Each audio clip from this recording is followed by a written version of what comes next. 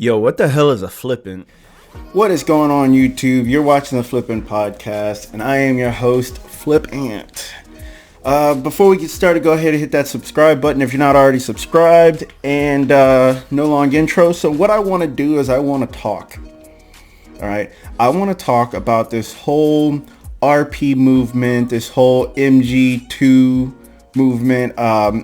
Men out here taking a side where, like, if you go, well, if women are against us, let's be against women too. Look, I'm not gonna preface this by saying not all and not all and not all. We should look at some rough numbers, because I personally, I know for sure that some of these channels are just regurgitating everything.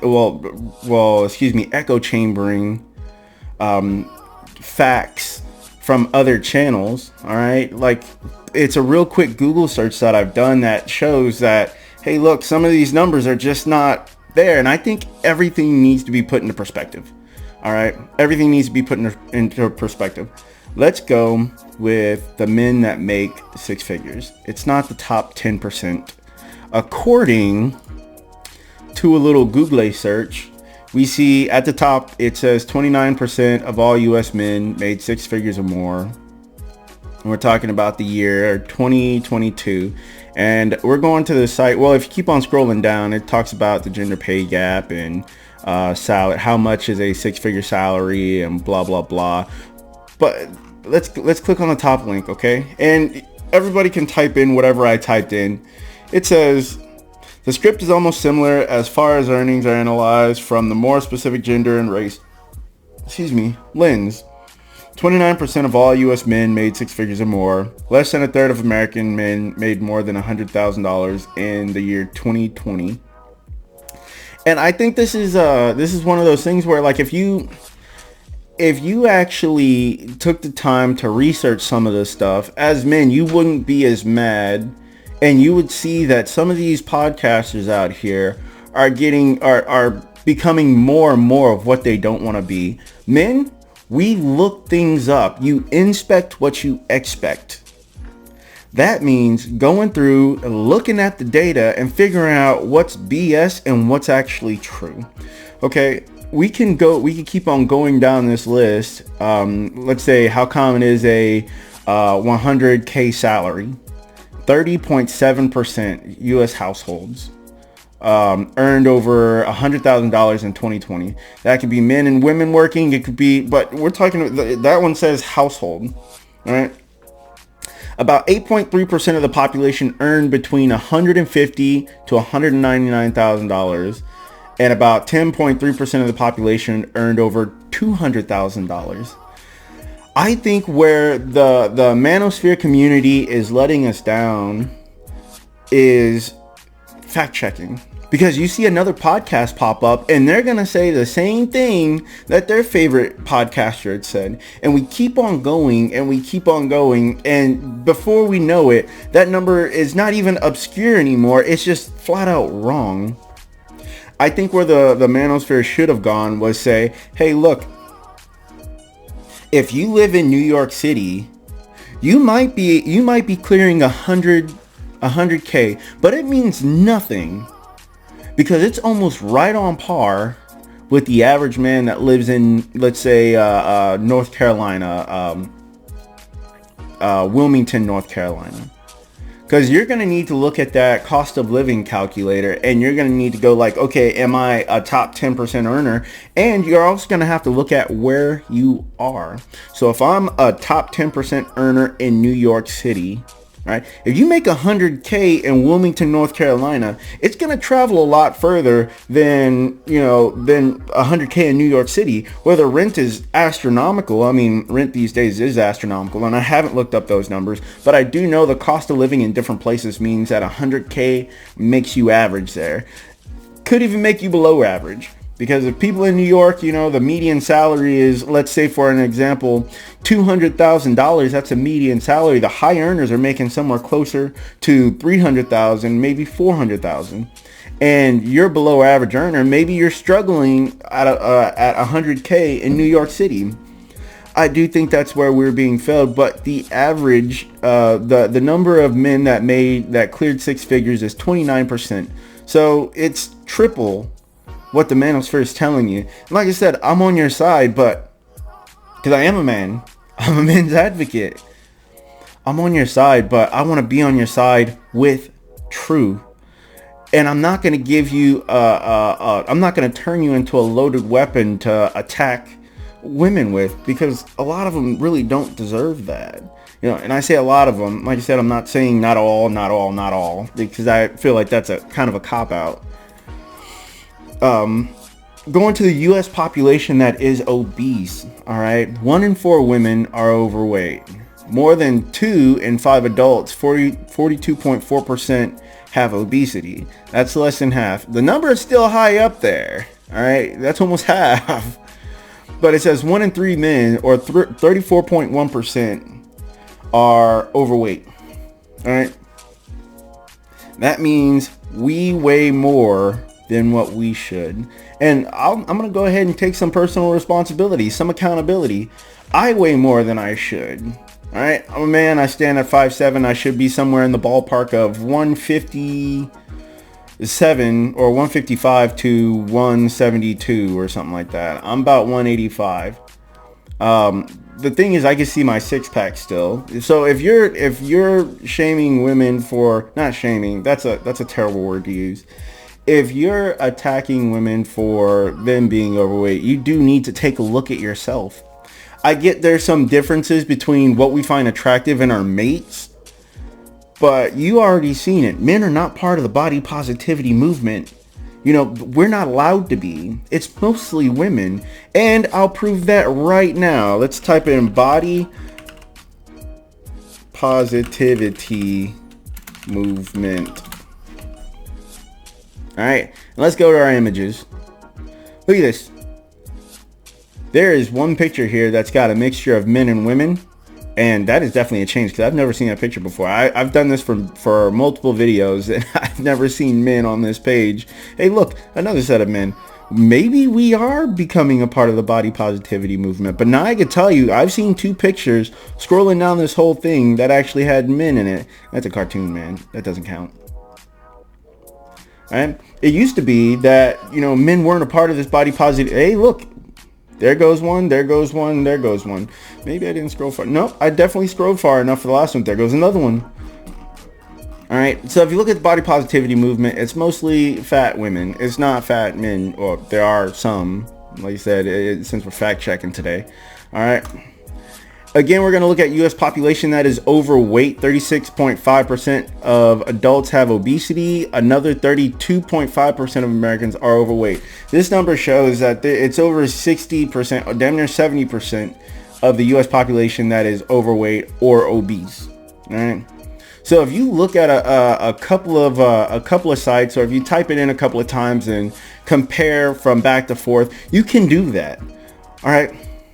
What I'm saying is, men, look at yourself. Can you throw stones? Because how are you going to hold anybody responsible if you're not in the shape that you should be? And don't get me wrong, if you look at Fresh and Fit podcast, Myron definitely holds men accountable, and there's quite a few that do. Kevin Samuels was holding men accountable for what they look like, how much money they made, and wanting higher than expectations. I'm not saying that. I'm saying if you look at it, a lot of the manosphere or the MG2 movement or the RP, it points out the worst of the worst. All right, the worst of the worst. All right, obesity statistics. All right, we got that. And the percentage of children out of wedlock is at 64% for black infants, 18% for white infants, and every year about 1 million more children are born into fatherless families. All right, I get it. Men and women are different. We love differently. There's things that we love about women that they don't love about us, but really, or that they don't love about us, but then, you know, things, and the opposite. I swear I missed something in that one. Going along with that, you hold yourself accountable as men. Because how many of you out there had found a good one, all right? We're talking about whenever you were young, 20 years old, had found a good one and let her slip right through the cracks, and you've regretted it since then. Or you didn't like whenever she found a new boyfriend because you knew you were in the wrong. How many of you were heartbroken at that time whenever she didn't want to take you back and she found somebody else? Because look, that's a story that I have as well, that I let one get away and then I wouldn't let the next one get away. All right. I've been married for 9 years. My dad told me, he was like, once you find a good one, you don't let her get away. Is it harder these days to go on Tinder? Well, look, if it's an influx on Tinder of bad women and bad men. Not predatory men, but men who all they want is to, and all that, in like, there's an influx of men that are like that on Tinder, and there's an influx of women that are like that on Tinder, right? And all they did was come together like butt cheeks and created a shitty world. That's all they did for Tinder, all right? We can also look at the divorce rate. Let's check this out. Divorce rate. So almost 50% of all marriages, all right? That number has definitely not changed. Looking at the top one, current divorce rate is 2.3 per 1,000. All right, it looks like the divorce rate that's in 2020. All right. In 2022, expected divorce rate to be at least 44.2%. This is based on a marriage rate of 6.1 people per 1,000 total population and a divorce rate of 2.7 people per 1,000. All right. Oh, that are married. Okay, cool. Look, the divorce rate isn't as high, but you understand that it's coming down from 50%, all right? Nobody's talking about that. We're talking about things as if it's still at its roughest in America. It's not. The land of opportunity. Do you know how many men that I tried to put onto a $72,000 job here in Jacksonville, where that makes you above average, because the average income here is $24,000. $24,000 for a one person. Not a household. I think that jumps up to like 48 if you just want to double the number, or maybe a little less because, women don't pick the same jobs that men are going for. All right. $72,000, and all that was required was studying with me, getting a Network Plus, and then freaking now you can teach Network Plus. $72,000. This job also allows for you to look at other instructors that will be working with you, and whatever they're teaching, you could jump in on the class and take that test. You know how many men have actually jumped on it? And I've been talking about this job for about 2 to 3 weeks now. 0. That means if I try to help you better yourself as a man because you want to make that kind of money, and I'm opening the door to you, and you just spit in my face, look, that's me offering men positions. And they don't take it because they're like, oh, well, I'm not interested. Interested in what? Making money? Because I am. All right, you can't complain whenever you get overlooked because you're not at the top of the game where you want to be, and women want you up there too. All right. If I was a woman, I'd probably look for the best deal I can find too. Early on. All right. Early on. And some of these channels do preach that. Early on. Men do create their value, and women are born with inherent value, but we gave that value to them. And the same way we're willing to call somebody or call a woman a whore, we're the same women we're willing to call a whore. We also want to sleep with them too. I really do not get that. I wouldn't call anybody. I mean, I guess that's a name for somebody who a woman that is promiscuous. Granted, and maybe you don't want to marry her later on in life. I mean, that's your business. I'm not telling you you have to.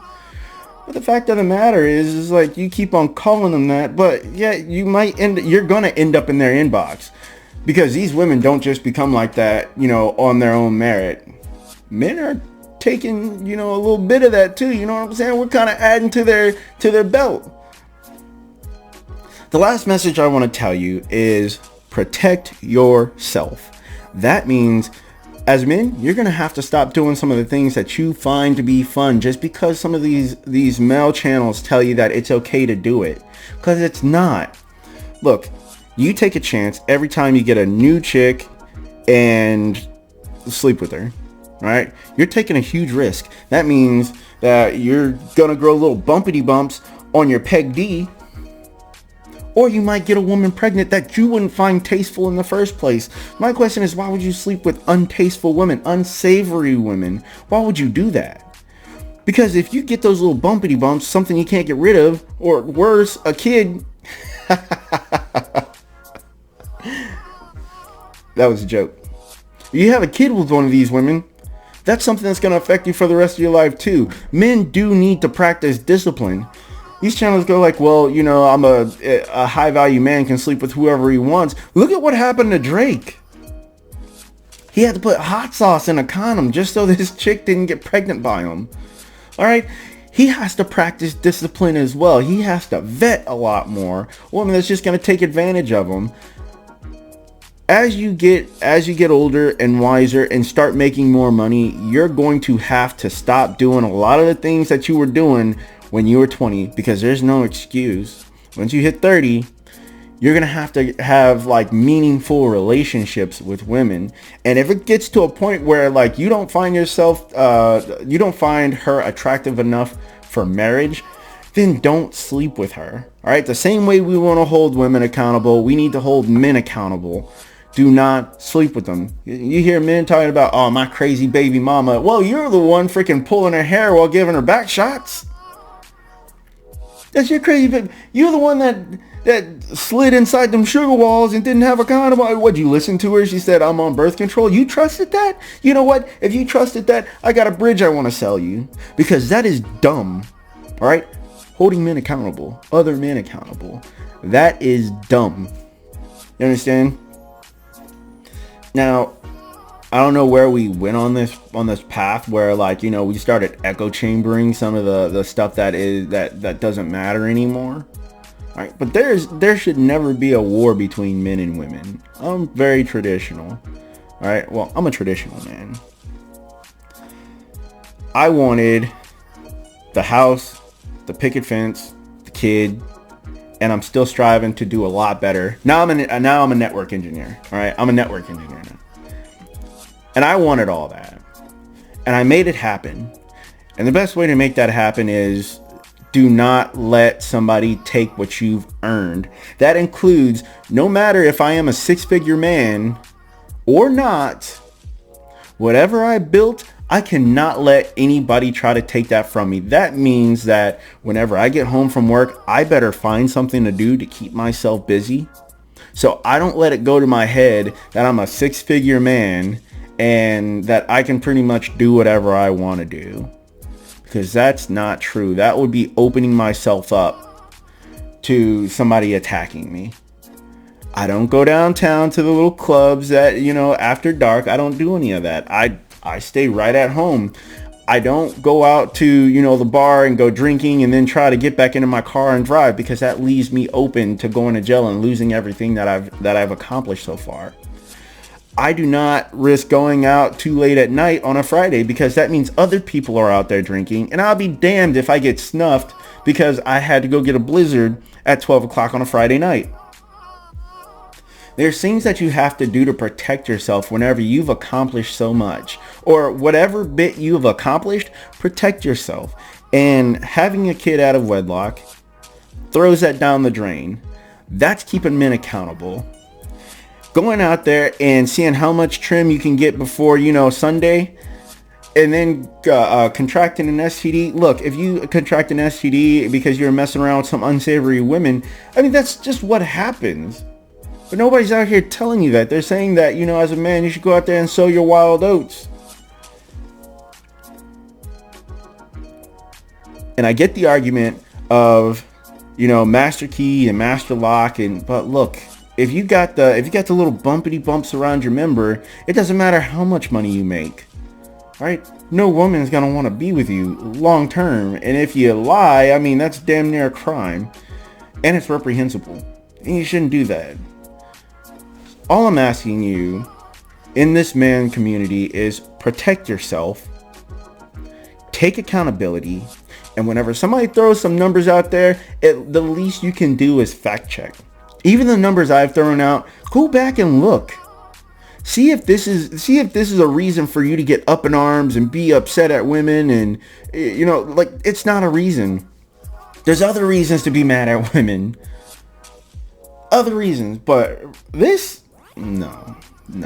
I don't think it's a good enough reason to be mad at them. All right, they're doing what anybody would do with freedom. Trying to see how far they can push it before later on in life where they can't push it anymore. That's it. And as long as you're taking care of what you need to take care of, who cares that women only want the top men? All right, become a top man. Become a top man in your area. Women like that shit. If she's never been with the dude that makes $200,000, but the dude that she has been with makes 50, make 70. Shoot, if you want to be mediocre, I'm not keeping you from doing so. But don't complain whenever somebody doesn't want to be with you for it. All right, guys, I'm done with my rant. That's all I got for you. If you don't have anything for me, I'll see you on the next one.